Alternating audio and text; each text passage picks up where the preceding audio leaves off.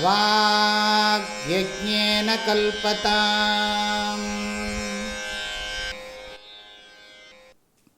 தூரேண ஹ்யவரம் கர்ம புத்தியோகாத் தனஞ்சய புத்தௌ சரணமன்விச்ச கிருபணாஃ பலஹேதவஹ.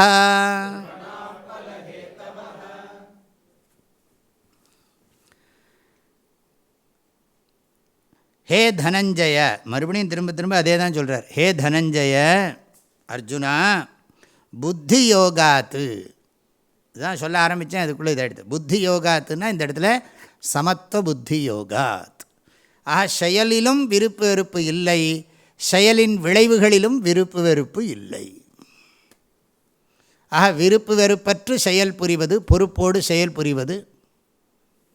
யாதாயினும் தொழில் செய்வோம், யாதும் அவள் தொழிலாம் அப்படிங்கிற அந்த எண்ணத்தோட.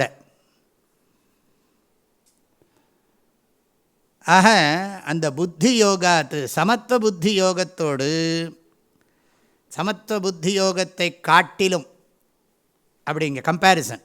புத்தி யோகாத்துங்கிறது பஞ்சமி, சமத்துவ புத்தி யோகாத்து, சமத்துவங்கிறத சேர்த்துக்கணும். புத்தி யோகாத்து, புத்தி யோகத்தை பார்க்கும் பொழுது கர்ம தூரேண ஹவரம் ஹி அப்படிங்கிறார். கர்மன்னு சொன்னால் உலகியல் பயன்களை விரும்பி செய்யப்படும் செயல்களானது, விருப்பு வெறுப்போடு செய்யப்படும் செயல்களானது, உலகியல் பயன்களை விருப்பு வெறுப்போடு ஏற்றுக்கொள்ளுகின்ற செயல்களானது என்னதுன்னா அவரம். அவரம்னா தாழ்ந்தது. தூரேண, தூரேனா அதுக்கும் இதுக்கும் இருக்கிற இது டிஸ்டன்ஸ் ரொம்ப இதுங்கிறான்.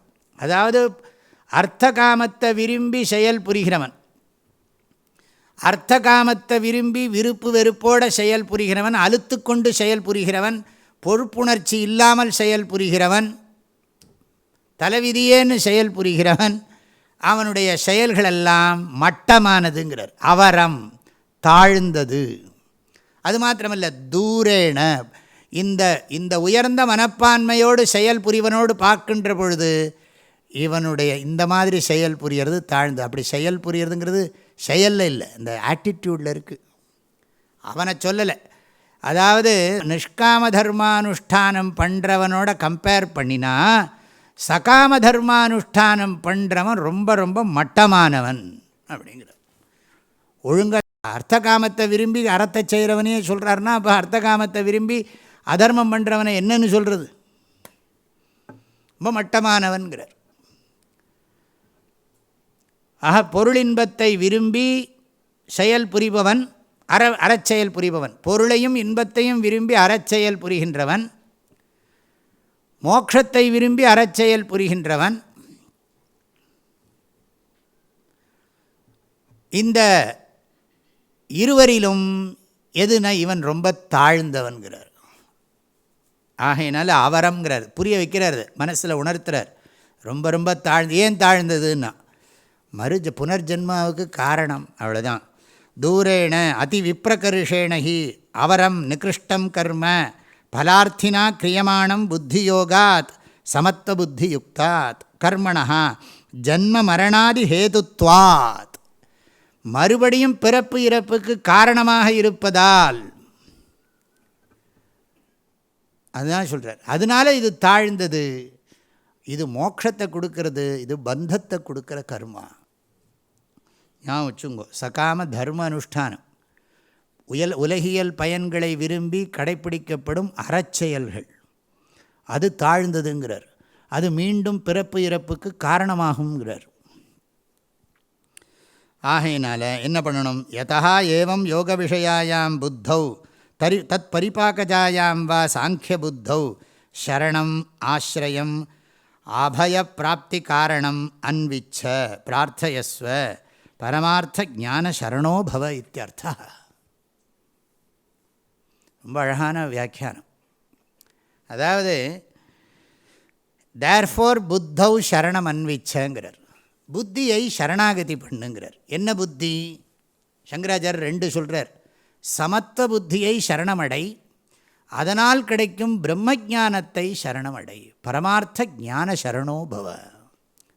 ஆக மோட்சத்தை கொடுக்க உண்மையான மன அமைதி, மோட்சம்னா நீங்கள் தப்பாக புரிஞ்சுக்காங்க, உண்மையான மன அமைதி இங்கேயே இப்பொழுதே அடைகின்ற மோட்சம்னா பிறவி இல்லாமல் போகிறதுங்கிறத பற்றிலாம் இல்லை. இது அகப்பற்றையும் புறப்பற்றையும் வளர்ப்பது புலனின்பப் பயன்களை விரும்பி செய்யப்படும் செயல்கள். யான் எனது எனும் செருக்கை நீக்குவது இந்த என்னது அந்த விரும்பி செய்யப்படுகின்ற செயல்கள். அகங்கார மமகாரத்தை நாசம் பண்ணுறது.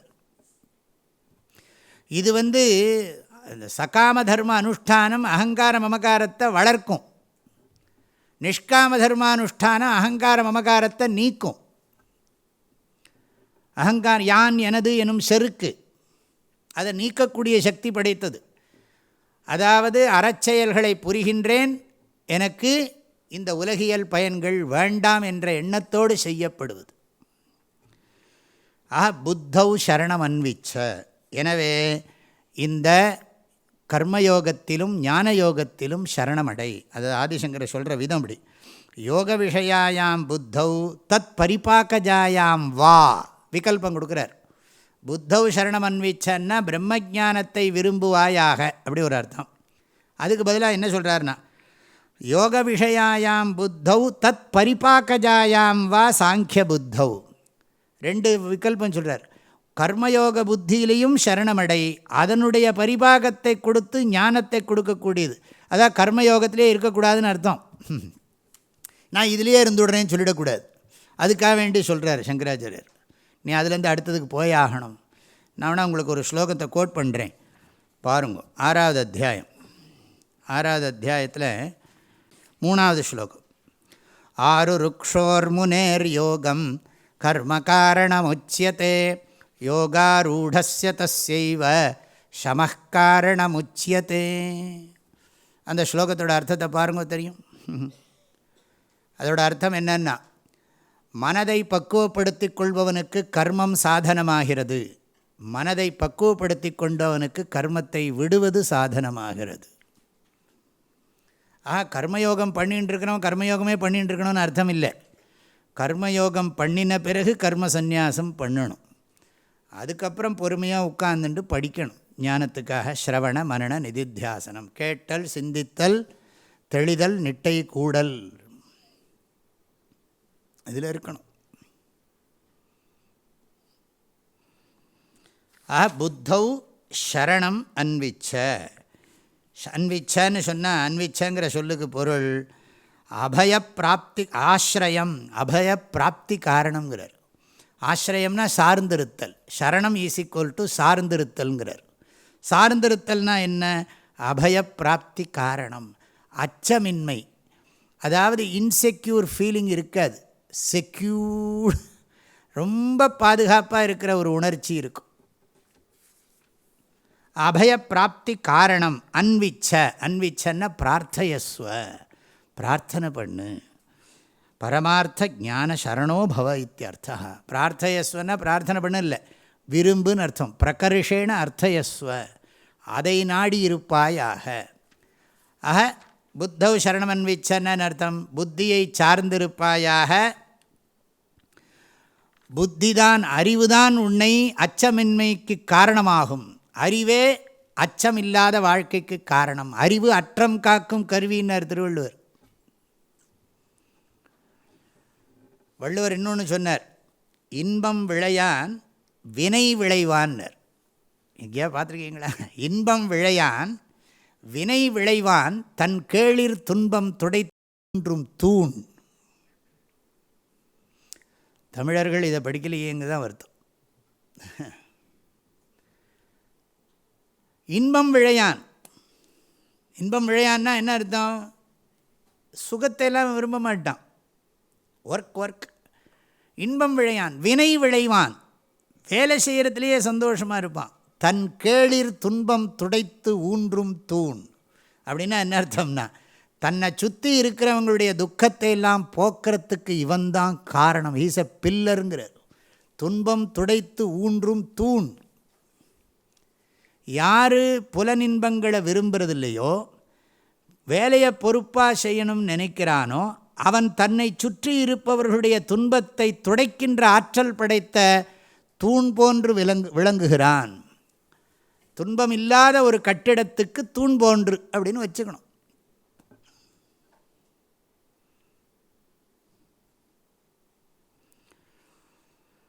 அதனால் புத்தௌ சரணம் அன்விச்ச. ஆக இந்த புத்தியை சார்ந்திரு. புத்தி தான் உனக்கு ரியல் செக்யூரிட்டி கொடுக்கும். அதுதான் உனக்கு மேலான அறிவை குடிக்கும், உயர்ந்த மெஞ்ஞானத்தை கொடுக்கக்கூடிய சக்தி அதுக்கு இருக்கிறது. ஆகவே அதை சார்ந்து நிந்தனை பண்ணுறார். இந்த ஸ்லோகம் என்ன பண்ணுறதுன்னா ரெண்டு ஒன்று பண்ணுறது, கம்பேர் பண்ணுறது.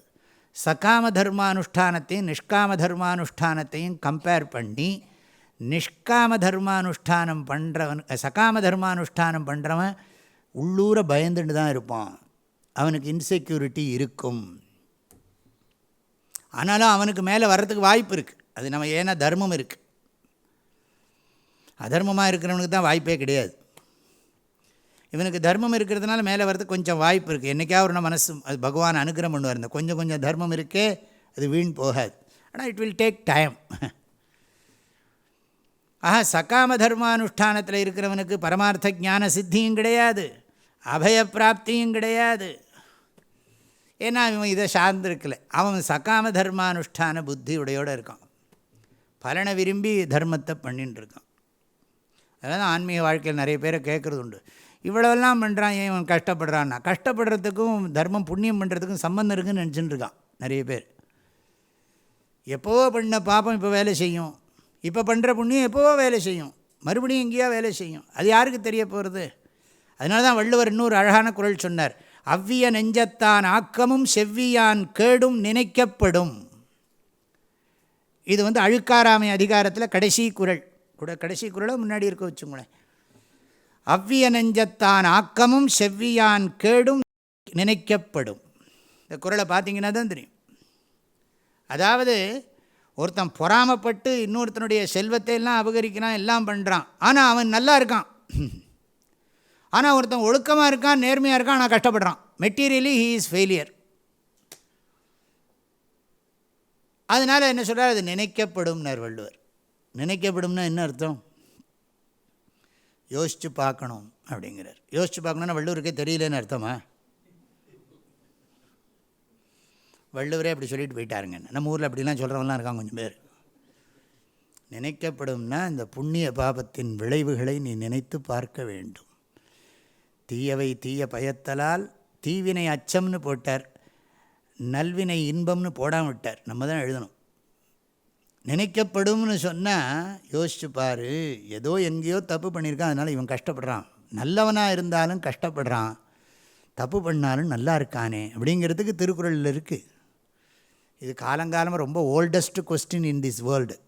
எதுன்னா நல்லவன் கஷ்டப்படுறான். இவர் என்னமோ ரொம்ப நல்லவர் மாதிரி நினச்சிக்கிறார்.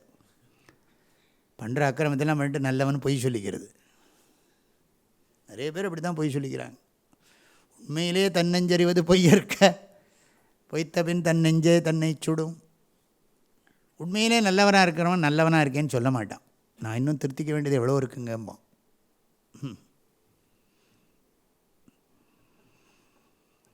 கிருபணா பலஹேதவா, பலனை விரும்புகிறவர்கள் அல்பமானவர்கள் அப்படின்னு திட்டுறார். கிருபணாக, பெறுதற்கரிய இந்த பிறவியில் பெரிய ஆனந்தத்தையே பிரம்மானந்தத்தையே பெறலாம், வைரத்தையே சம்பாதிக்கலாம், இது கண்ணாடி துண்டை சேர்த்துட்டுருக்கேங்கிறார். இந்த அர்த்தகாமம் இதெல்லாம் ஆழ்பலம் பங்களா அதுக்கு இதெல்லாம் கட்டின்ட்டு பெருசாக வச்சுட்டுருக்கானே, இது அத்தனையும் கண்ணாடி துண்டு. இதுக்கு ஒரு கதை சொல்லுவாங்க, சொல்லிவிட்டு முடிச்சு விட்றேன். இது ஒரு சுவாமிகள்கிட்ட ஒருத்தன் போனான். சுவாமி ரொம்ப வறுமையில் இருக்கேன், கஷ்டப்படுறேன் அப்படின்னு. அவர் ஏதோ கமண்டலத்துக்குள்ளே கையை விட்டார், இவ்வளோ பெரிய வைரம் வந்துடுத்து. வச்சுக்கோ பொழைச்சிக்கோன்ட்டு அவன் போய் கொடுத்தான். அவன் எல்லாம் இந்த கரக்காரெலாம் நமஸ்காரம் பண்ணுறான். கொடுத்துட்டான். அவன் பெரிய கோடீஸ்வரன் ஆகிட்டான். திடீர்னு ஒரு நாள், இதெல்லாம் நம்ம கற்பனை கொஞ்சம், ஒய்ஃப் கேட்டான், அந்த சாமியார் ஒரு கல் கொடுத்ததுக்கே இப்படி இருக்கே, அவர்கிட்ட எவ்வளோ கல் இருக்கும்? ஆனால் அவர் ஊர் ஊராக போயின்ட்டுருக்கார். அவர்கிட்ட ஒன்றும் அவருக்கு வீடே கிடையாது. அனிகேதா ஸ்திரமதி, சும்மா ஒரு கமண்டலத்தை வச்சுருக்கார். அந்த கமண்டலமும் கொட்டாங்கச்சி, வெள்ளியாக இருந்தால் எவனா தூக்கின்னு விடுவான். அதனால் அவர் ஏதோ ஒரு கொட்டாங்கச்சி கமண்டலத்தை வச்சுன்னு உட்காந்துருக்காருங்க. அதுக்கே கீழே இருக்கிற இதே கொஞ்சம் உடஞ்சி கிடக்கு. சும்மா சொல்லணும். கிழிஞ்ச வேட்டியை கட்டின்னு இருக்கார். அவர் கமண்டலத்துக்குள்ளே இது இருக்குது கொடுத்துட்டார். அப்படின்னு அவர் போய் தேடி பிடிச்சா உடனே இன்னும் நிறைய வைரம் இருக்கே அப்படின்னாரு. அவர் வச்சுருக்கேனே ஏகப்பட்டது கிடக்க அப்படின்னாராம். அப்போனா அதை கொடுக்கணுமே. அதை கொடுக்கணுன்னா நீ என்ன பண்ணணும் தெரியுமா? அது அத்தனையும் நான் உனக்கு கொடுக்க தயார், ஆனால் எல்லாத்தையும் விட்டுட்டு என்ன மாதிரி சாமியாராக வரணும். பரவாயில்ல போயிட்டு வரேன் நமஸ்காரன்ட்டு போயிட்டான். அப்படி சொல்லணும். அப்படியா, ஒரு வைரமே இவ்வளோ வேலை பண்ணுறது. அதனால் எதுக்கு சொல்கிறேன், கிருபணாக பலஹேதவா, இந்த பலனை விரும்புகிறவர்கள் கிருப்பணர்கள் அப்படின்னு கிருஷ்ணர் நிந்தனை பண்ணுறார். இது ரெண்டையும் கம்பேர் பண்ணுறார். சகாம தர்மானுஷ்டானம் நிஷ்காம தர்மானுஷ்டானம், இது ரெண்டும் ஒன்றுக்கொன்றும் ரொம்ப இது மலைக்கும் மடுவுக்குள்ள தூரம். இது ரொம்ப மட்டம், அது ரொம்ப ஒசந்தது. ஆகையினால ஒசந்ததை சார்ந்துரு, இந்த மட்டத்தை சார்ந்திருக்காதே. இந்த பணம் பதவி புகழ் ஆள்பலம் இதுக்கெல்லாம் மயங்காதே, அது ஏமாத்திடும், நம்பாதே அப்படின்னு உபதேசம் பண்ணுறார் பதிய வைக்கிறதுக்காக. ஆக கர்மயோகத்தினுடைய லக்ஷணங்கள் சொல்லப்பட்டு கொண்டு இருக்கின்றன. இனியும் 2-3 ஸ்லோகத்தில் இதெல்லாம் சொல்ல போகிறார், பார்ப்போம். பகவான் ஸ்ரீகிருஷ்ணர் தன்னை சரணாகதி பண்ணின அர்ஜுனனுக்கு ஆத்மானாத்ம விவேகம், தர்மாதர்ம விவேகம் இவற்றையெல்லாம் உபதேசம் பண்ணி, எந்த கோணத்தில் பார்த்தாலும் நீ கவலைப்படுறது பொருத்தமே இல்லை, அர்த்தமே இல்லை என்று சொல்லிவிட்டார். அப்புறம் கர்மயோகத்தை உபதேசிக்கிறேன் அப்படின்னு பிரதிஜை பண்ணினார். கர்மயோகத்தோட மகிமையை சொன்னார். கர்மயோகத்தோட மகிமையை சொல்லும்போது, நம்ம கர்மயோகம்ங்கிற வார்த்தையை நான் உபயோகப்படுத்துகிற போது நிஷ்காம தர்மானுஷ்டானம் அப்படின்னு நீங்கள் ஞாபகம் வச்சுங்க. ஆக சகாம தர்மானுஷ்டானம் நிஷ்காம தர்மானுஷ்டானம் ரெண்டையும் கம்பேர் பண்ணி,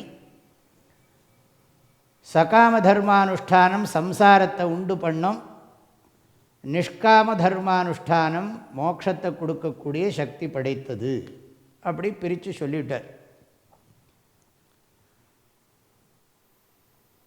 பிறகு கர்மயோகத்தோட ஸ்வரூபத்தை உபதேசம் பண்ணுகிறார். கர்மயோகத்தோட ஸ்வரூபம் செய்ய வேண்டிய ஸ்வதர்மத்தை ஒழுங்காக பண்ணணும், ஸ்ரத்தையோடு பண்ணணும், பொறுப்போடு பண்ணணும். அதே சமயம் இந்த லௌகிக பலன்களை விரும்பக்கூடாது. வேதமே ஒரு ரிச்சுவல் சொன்னால் அதுக்கு லௌகிக பலன் சொல்கிறது. அந்த லௌகிக பலனை, லௌகிக பலன்னா விஷய சுகம், எல்லாரும் அதுக்காகத்தான் பண்ணுறாங்க. எந்த ஒரு காரியத்தை பண்ணினாலும், நம்ம இப்போ ஒரு கிரகப்பிரவேசம் பண்ணுறோம், இல்லை ஏதோ ஒரு நல்ல காரியங்கள்லாம் பண்ணுறோம்னா அது புலனின்பத்தை அனுபவிக்கணுங்கிறதுக்கு தான் அந்த தர்மானுஷ்டானம். ஆனால் தர்மம் சமூகத்துக்கு தேவை. புலனின்பத்தை அனுபவிக்கிறதா இருந்தால் தர்மமாக அனுபவிக்கணும் என்பது தான் சாஸ்திரத்தினுடைய உபதேசம். அறத்துக்கு புறம்பான வழியில் புலனின்பங்களை மனிதர்கள் அனுபவிக்கக்கூடாது. மிருகங்கள் கூட தர்மமாகத்தான் விஷய சுகத்தை அனுபவிக்கிறது. அப்படி இருக்கிற போது மனிதர்கள் அதர்மமாக சுகத்தை அனுபவிக்கக்கூடாது.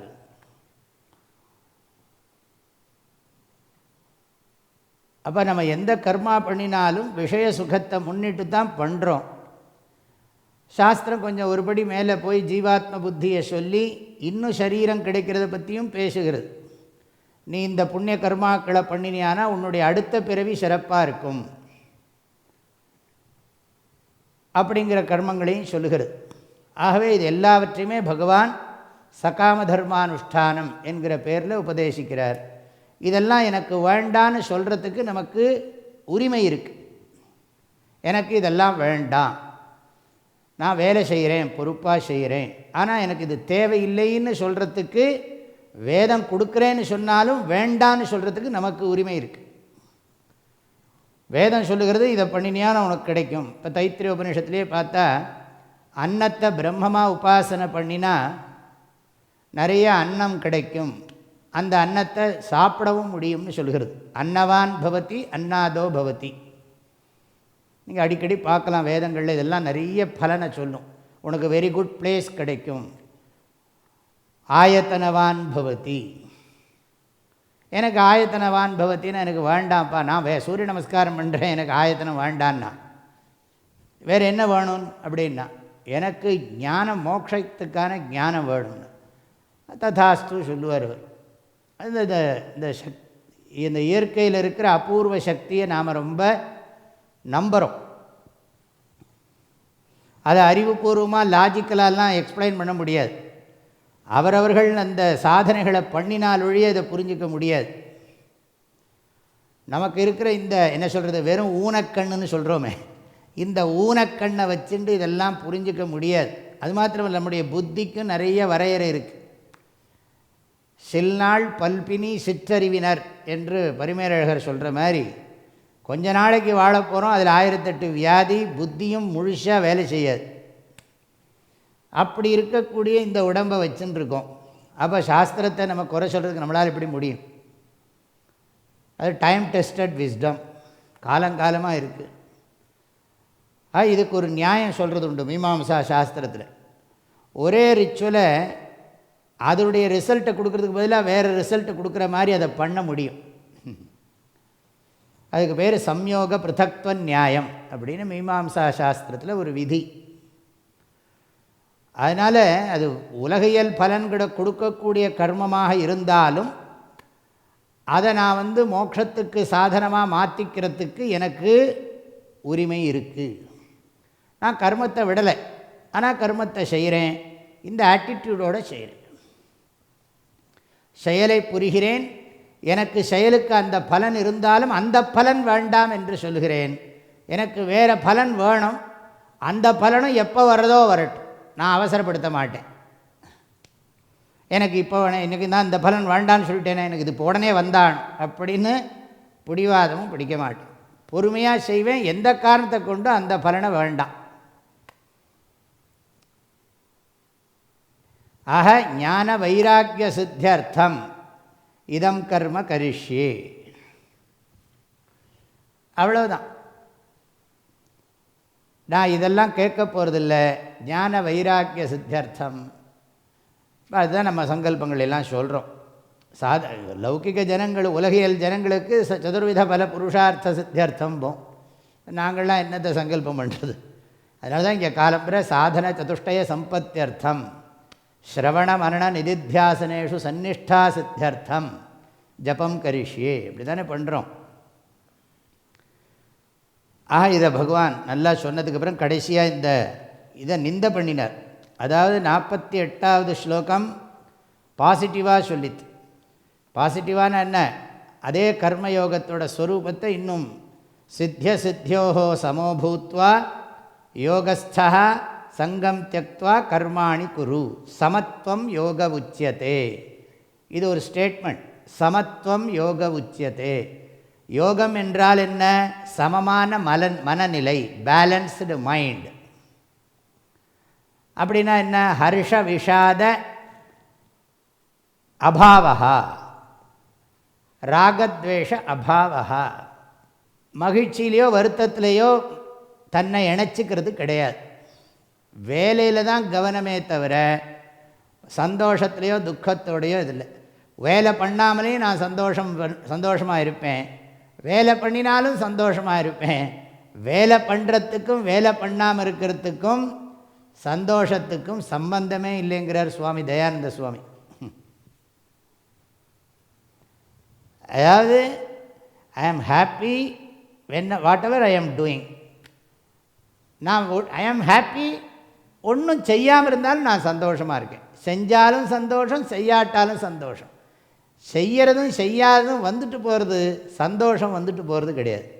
ஐ ஆம் எவர் ஹாப்பி. அதுக்கு பேர் தான் சமத்துவம்.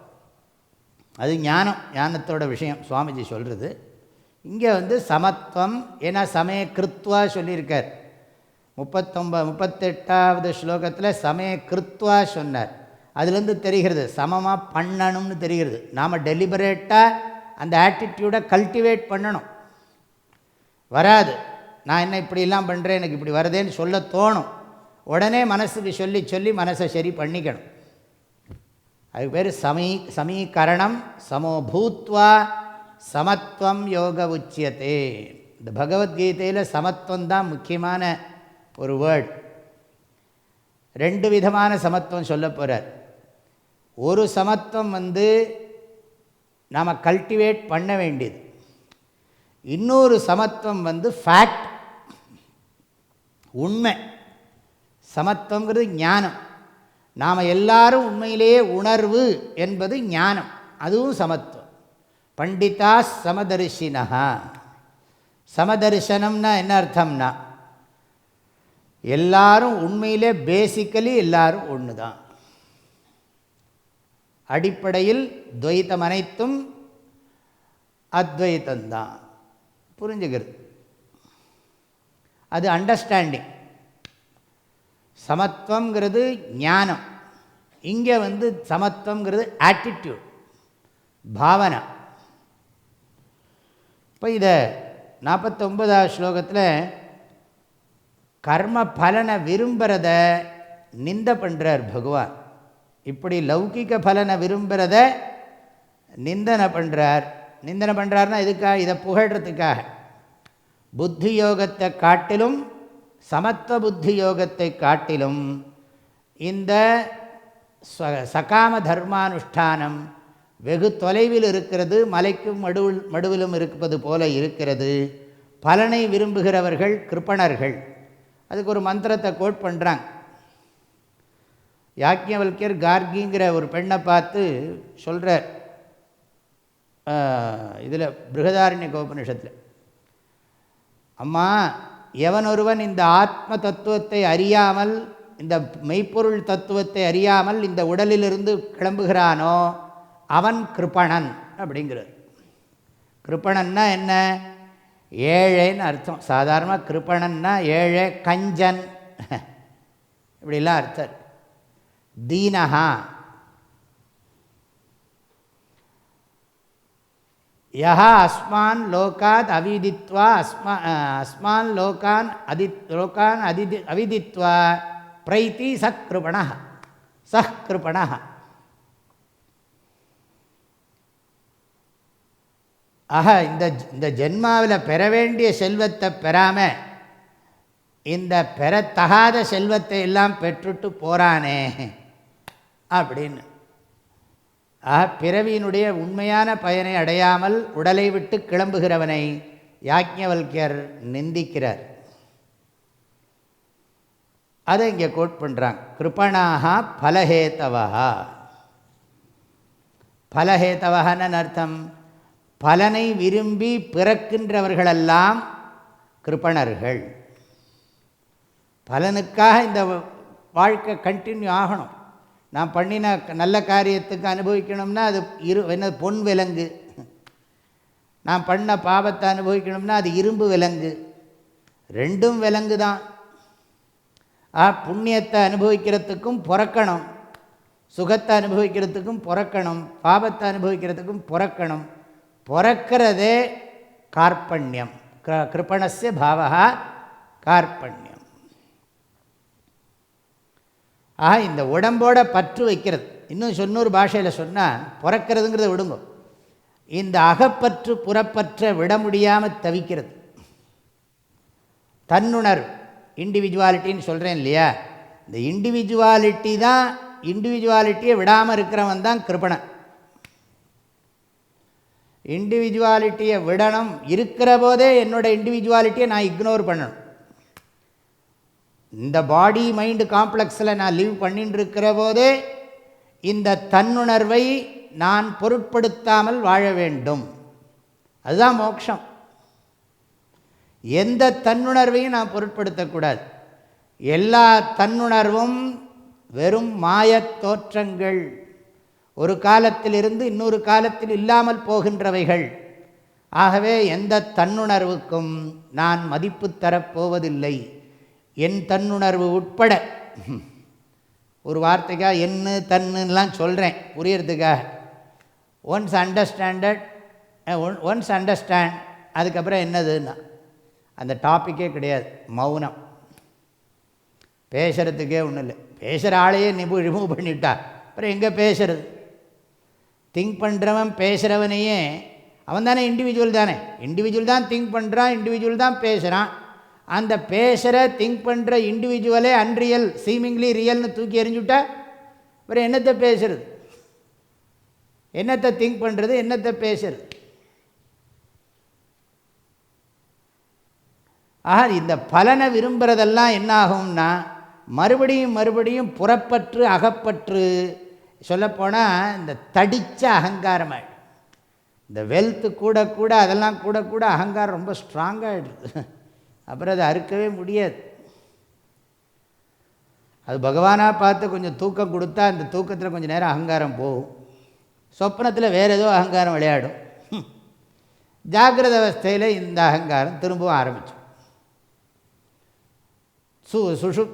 ஆழ்ந்த தூக்கத்தில் தன்னுணர்வு சிறிது காலம் மறக்கடிக்கப்படுகிறது. இவன் முழித்த உடனே பழையபடியும் அந்த தன்னுணர்வை எடுத்துடுவான். எடுத்துனோடனே இவனோட ப்ளஸ்ஸு மைனஸோடு எடுத்துட்டு அவஸ்தைப்பட்டு இருப்பான். ஆக பலஹேதவா கிருபணாக, தன்னுணர்வை வளர்க்கின்ற முயற்சியிலே ஈடுபடுகிறவர்கள் என்னன்னா பரந்த ஒரு பிரம்மனை என்ஜாய் பண்ணுறதை விட்டுவிட்டு இந்த பாடி மைண்டு காம்ப்ளெக்ஸையாக போய் என்ஜாய் பண்ணுறது. கஞ்சன் அர்த்தம். யூ ஆர் எவரிவேர், நீ எல்லாம் நீயே, என்ன நோக்கும் திசையெல்லாம் நாமன்றி வேறில்லை, நோக்க நோக்க களியாட்டம் அப்படின்னு நோக்க நோக்க களியாட்டம்னெல்லாம் சொன்னதுக்கப்புறம் அவன் இந்த அல்பமான இந்த பாடி மைண்டுக்குள்ளே தன்னை குறுக்கிப்பானா என்ன? அப்படி குறுக்கிக்கிறது தான் கஞ்சத்தனம்னு அர்த்தம். எப்படி இருக்கு பாருங்க. கஞ்சத்தனம்னா பணத்தை கொடுக்க மாட்டேன் லோப புத்தி, அது வேறு கஞ்சத்தனம். எல்லா கஞ்சத்தனத்துக்கும் இந்த கஞ்சத்தனம் தான் காரணம். இந்த தன்னுணர்வு என்னமோ பரம சத்தியம் நினைக்கிறோமே, அதுதான் எல்லா கஞ்சத்தனத்துக்கும் மூல கஞ்சத்தனம். இன்செக்யூரிட்டி எதுக்கு வருது? இண்டிவிஜுவலுக்கு தானே வருது. இண்டிவிஜுவல் அன்ரியல் சீமிங்லி ரியல்னு சொன்னால் எங்கே செக்யூரிட்டியை பற்றி கவலைப்படுறோம்? இது புல்லட் ப்ரூஃபை போடவும் அதை போடவும் இதை போடவும் இல்லை. ஆனால் இது டிரான்சாக்ஷன் லெவல் ஓகே, ஒத்துக்கிறோம். பட் இது எத்தனை தரம் இதையே நினச்சின்னு இருக்கிறது. ஆக ரெண்டு ஐ வச்சுக்கணும் நாம். சுப்பீரியர் ஐ, லோவர் லெவல் ஐ. எங்கும் நிறைந்துள்ள நான், இந்த உடல் மனம் இவைகளில் கட்டுப்படாத பிரம்மம் நான். அப்புறம் ஏதோ பேருக்கு இருக்கிற சீமிங்லி ரியலாக இருக்கிற ஐ. எந்த ஐயோடு ஐடென்டிஃபை பண்ணிக்கிறதுங்கிறது நமக்கு தான் தெரியும். படிச்சுட்டே இருந்தால் இதை பற்றியே நினச்சிட்டு இருந்தால் எந்த ஐயோட நான் ஐடென்டிஃபை பண்ணிக்கணும்? ஆல் பர்வேடிங் ஐயோட ஐடென்டிஃபை பண்ணிக்கணுமா? இந்த நேரோ பாடி மைண்டு காம்ப்ளெக்ஸ் ஐயோட ஐடென்டிஃபை பண்ணிக்கணுமான்னா? நீ விவேக்கியாக இருந்தால் எதோட ஐடென்டிஃபை பண்ணால் ஹாப்பியாக இருப்பியோ பண்ணு. இதுதான் சாஸ்திரம் நமக்கு சொல்லிக் கொடுக்குற விஷயம். இது இங்கேயே புரிகிற விஷயம். எங்கேயும் இருக்கேனோட எங்கேயும் இருக்கிறத எனக்கு எக்ஸ்பீரியன்ஸ் பண்ண முடியலையேன்னு சொல்லக்கூடாது. எக்ஸ்பீரியன்ஸ் பண்ண வேண்டிய அவசியம் இல்லை. ஐ ஆம் எவ்ரிவேர் அப்படிங்கிறத எக்ஸ்பீரியன்ஸ் பண்ணணும் அப்படின்னா நடக்காது. புரிஞ்சுக்கத்தான் முடியும். இப்போ தூக்கத்தில் நான் இருக்கேங்கிறதுக்கு என்ன பிரமாணம்? முழிக்கிறது தான் பிரமாணம். தூக்கத்தில் நான் இல்லாமல் இருந்திருந்தேன்னா இப்போ முழிச்சிருக்க மாட்டேன். அப்போ நாங்கள் இல்லைன்னு நான் சொல்ல முடியும்? அதெல்லாம் இன்னும் தத்துவங்கள்லாம் அப்புறம் பார்ப்போம், நிறைய இருக்குது. ஆக யோவா ஏததக்ஷரம் கார்கி அவிதித்வா அஸ்மால் லோகாத் பிரைத்தி சகிருப்பணா. பிருகதாரண்யகம் 3:8-10. இனி பகவான் திரும்பவும் இந்த சமத்துவ புத்தி யோகத்தோட பலனை சொல்கிறார். பார்க்கலாம்.